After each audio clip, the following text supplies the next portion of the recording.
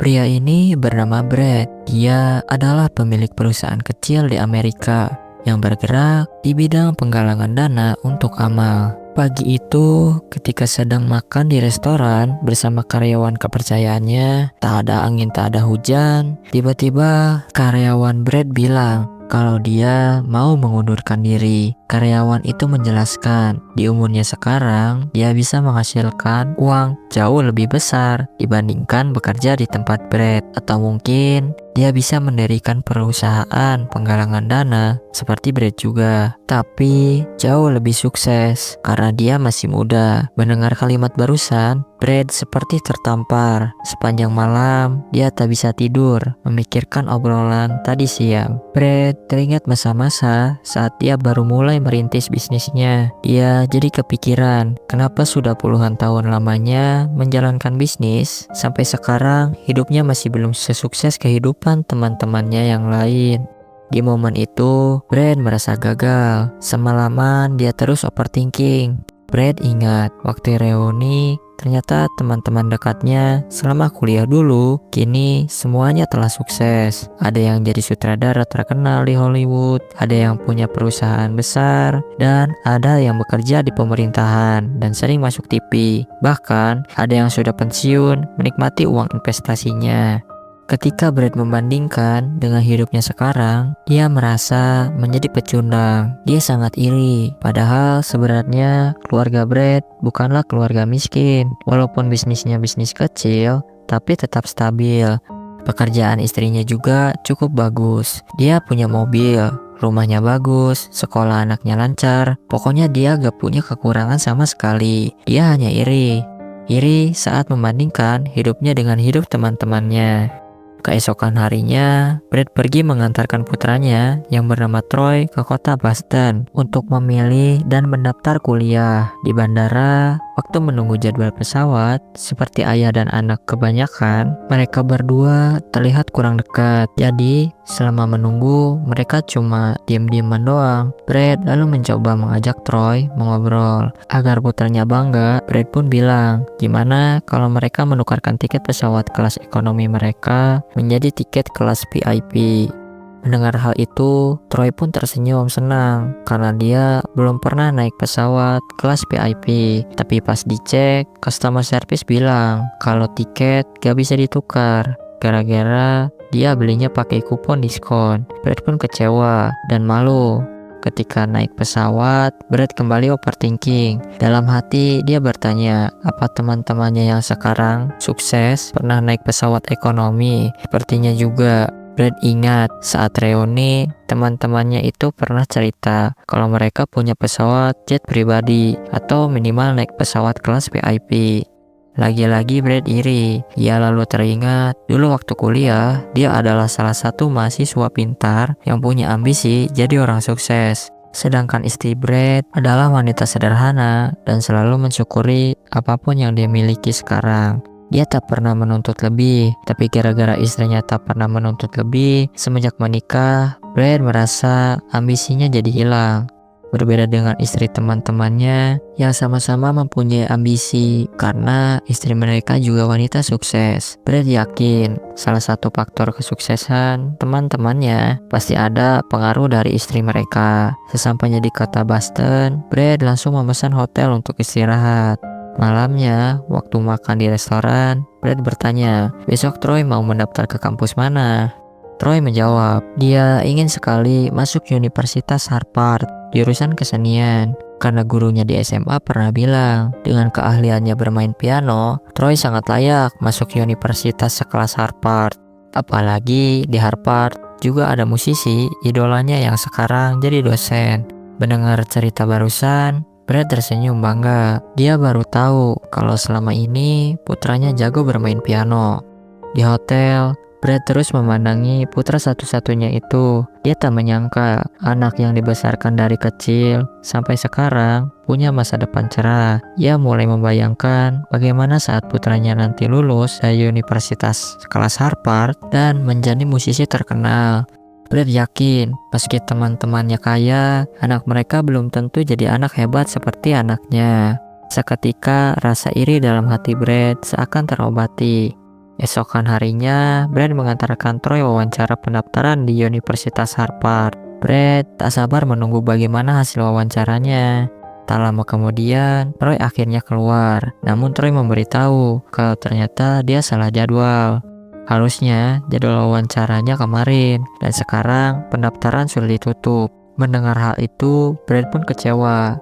Di luar gedung, Brad terus memikirkan bagaimana cara agar putranya tetap bisa masuk Universitas Harvard. Brad lalu menelpon sang istri dan bertanya, apa istrinya punya kenalan dosen atau alumni atau orang dalam yang bisa membantu memasukkan Troy ke Universitas Harvard. Istri Brad kemudian menyarankan bagaimana kalau minta tolong ke salah satu teman kuliah Brad bernama Craig, karena Craig bekerja di pemerintahan. Mendengar nama Craig, Brad bimbang. Dulu, waktu pertama kali merintis bisnis amalnya, Brad pernah meminta Craig untuk jadi investor, tapi sikap Craig terasa seperti merendahkannya. Tak hanya itu, ketika Brad mengirim email untuk menanyakan kabar, Craig tak pernah membalas, seakan sudah sombong dan lupa teman. Setelah bertahun-tahun menjauhinya, Brad gengsi kalau sekarang harus minta tolong ke Craig lagi. Namun, meski hatinya menolak, demi putranya bisa masuk Harvard, Brad terpaksa harus menelan gengsinya itu. Ia lalu menelpon salah satu temannya untuk meminta nomor Craig. Brad langsung menelponnya. Sayangnya nomornya sedang tidak aktif, jadi Brad meninggalkan pesan suara dan meminta Craig menelponnya balik jika ada waktu. Besoknya, ketika sedang sarapan di restoran, Craig menelpon. Brad di situ menceritakan masalahnya di Harvard kemarin. Kemudian meminta tolong Craig untuk membantu putranya agar bisa tetap diizinkan mendaftar, walaupun jadwal pendaftaran sudah ditutup. Sebagai teman lama, Craig tak keberatan. Tak hanya itu, Craig kebetulan besok lusa dia juga sedang ada urusan di kota Boston. Craig pun mengajak ketemuan dan makan malam di restoran. Mendengar Craig mau membantu, Brad sangat senang. Ia yakin 100% anaknya pasti akan masuk Universitas Harvard. Brad lalu mengajak Troy pergi ke toko buku. Di sana, Craig kembali menelpon dan mengabarkan kalau dia berhasil membujuk pihak Harvard untuk mengizinkan Troy wawancara besok. Setelah telepon ditutup, Brad pun memberitahu kabar gembira tadi. Melihat ekspresi bahagia putranya, Brad ikut senang. Ia lalu membayangkan di masa depan nanti Troy bisa jadi musisi terkenal dan mengangkat derajat keluarganya. I pictured Troy as an adult. It's our son. I bought an island. What? Yeah. I love you both so much. Tapi baru juga membayangkan hal indah, overthinking Brad kambuh lagi. Ia membayangkan bagaimana jika sukses nanti, Troy justru malah merendahkannya seperti teman-temannya. Atau yang lebih buruk, bagaimana bila di masa depan nanti, Troy gagal jadi musisi terkenal dan cuma jadi pengamen jalanan. Dia takut karena kegagalan anaknya itu, teman-temannya jadi semakin merendahkannya. Pikiran itu terus berputar di otak Brad. Malamnya, Troy mengajak sang ayah menemui kakak kelas di SMA-nya yang sudah masuk Harvard duluan tahun lalu. Namanya Anaya. Troy cerita dulu dia dan Anaya juga pernah jadi satu tim orkestra di acara amal. Mereka bertiga kemudian makan malam bersama di restoran di sana. Saat sedang mengobrol, Brad kagum dengan kecantikan dan aura cerah yang terpancar dari wajah wanita itu. Di tengah obrolan, teman Anaya bernama Maya datang lalu ikut bergabung. Melihat dua wanita cantik, penuh semangat di hadapannya, Brad hanya terdiam terpesona. Dia ingat dulu waktu pertama kali bertemu, istrinya juga punya aura cerah seperti mereka. Pokoknya penuh gairah. Namun setelah bertahun-tahun menikah, gairah itu sekarang sudah redup. Brad lalu teringat temannya dia telepon waktu minta nomor Craig kemarin. Temannya bilang kalau dia tinggal di rumah mewah di Pulau Hawaii bersama dua pacar cantiknya. Seketika pikiran liar Brad pun muncul. Jika seandainya dia sukses dan punya banyak uang, pasti Brad pun bisa mempunyai dua pacar cantik seperti temannya. Dan seandainya punya, dia ingin dua pacar cantiknya itu seperti Anaya dan Maya, bukan seperti istrinya di rumah. Selesai makan, Anaya mengajak Brad lanjut ngobrol ke bar seberang jalan bersama teman-teman mereka. Mendengar ajakan itu, dalam hati berat ingin sekali ikut. Tapi karena Troy belum cukup umur dan besok harus wawancara untuk pendaftaran, dengan terpaksa Brad pun menolak tawaran Anaya. Di hotel, setelah Troy tidur, Brad diam-diam pergi ke bar menemui Anaya. Di bar, mereka berdua pun mengobrol panjang lebar selama berjam-jam. Gara-gara mabuk, Brad jadi curhat tentang kehidupannya yang sangat menyedihkan dibanding dengan hidup temannya yang sukses. Brad berharap dengan dia curhat, Anaya mungkin akan menyemangatinya seperti istri teman-temannya, bukan seperti istrinya di rumah. Namun, di luar dugaan, Anaya justru tak terlihat simpati sama sekali. Dia malah bilang, hidup Brad enak. Di luar sana ada banyak sekali orang yang hidupnya jauh lebih miskin, bahkan sampai kesulitan makan. Bisa jadi orang yang Brad anggap hidupnya sempurna, ternyata punya banyak masalah besar. Jadi jangan terus-menerus membandingkan diri kita dengan kesuksesan orang lain. Jangan samakan kehidupan kita dengan olahraga yang harus bersaing untuk menang. Karena hidup bukanlah kompetisi. Mendengar ucapan wanita muda itu, Brad hanya terdiam. Sebelum berpisah, Anaya yang mengundang Brad untuk menonton konser musik orkestranya besok malam. Keesokan paginya, Brad mengantarkan Troy menemui dosen Harvard sekaligus musisi idolanya untuk wawancara. Sambil menunggu, dia tak lupa mengabari istrinya tentang kondisi Troy sekarang. Tak lama kemudian, setelah semua proses selesai, Troy memberitahu berkat bantuan orang dalam yang ayahnya hubungi, dia jadi disambut dengan baik dan yakin akan diterima. Brad sangat senang akhirnya putra kebanggaannya bisa kuliah di universitas bergengsi.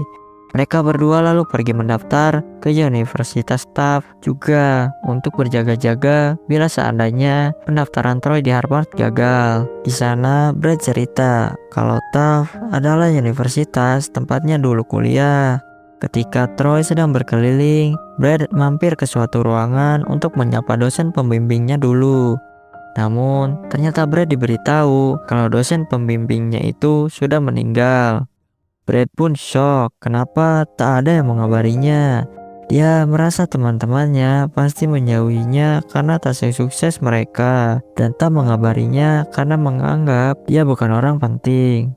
Malam hari di hotel, Brad bersiap-siap menemui Craig. Waktu sampai di restoran, pelayan memberikan Brad meja dekat pintu dapur yang berisi suara orang lalu lalang. Tak lama kemudian, Craig pun datang. Melihat orang penting seperti Craig, pelayan menyambutnya dengan ramah dan memberikan meja spesial di tengah. Bahkan, si pelayan juga menawarkan Craig minuman spesial. Setelah pelayan pergi, dua teman lama itu mulai mengobrol mengenang masa lalu. Tak lupa, Brad juga berterima kasih karena Craig telah membantu Troy masuk universitas paling terkenal di dunia.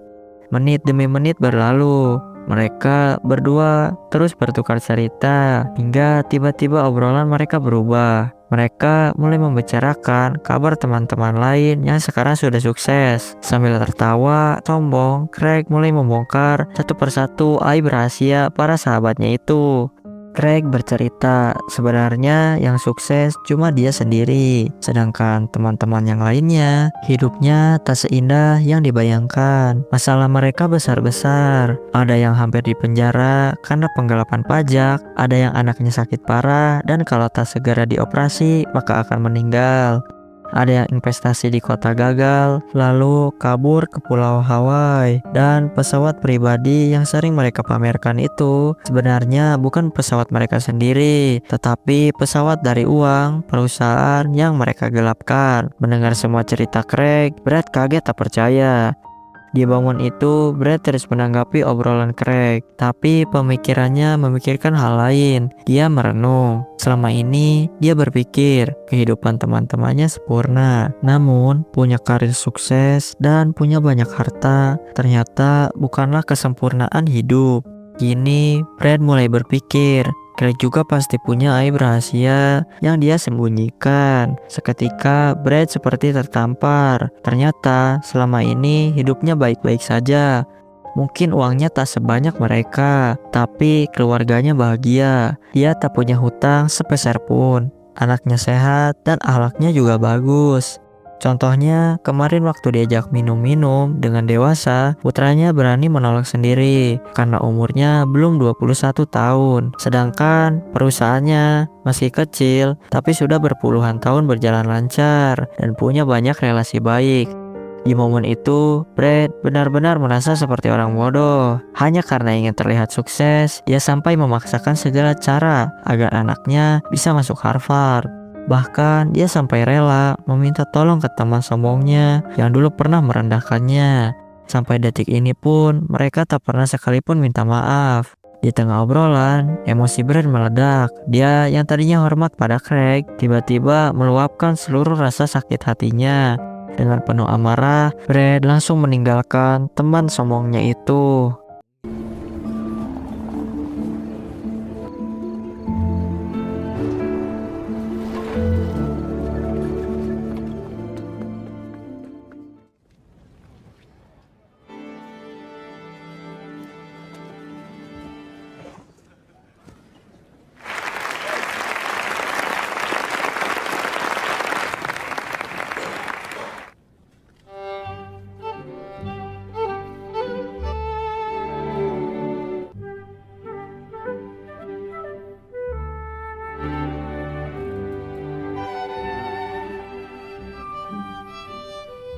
I still did love the world.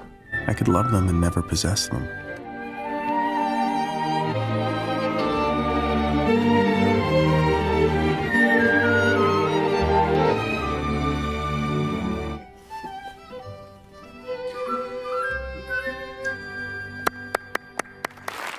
Setelah kembali ke hotel, tiba-tiba Troy berkata dia tak jadi masuk ke Harvard.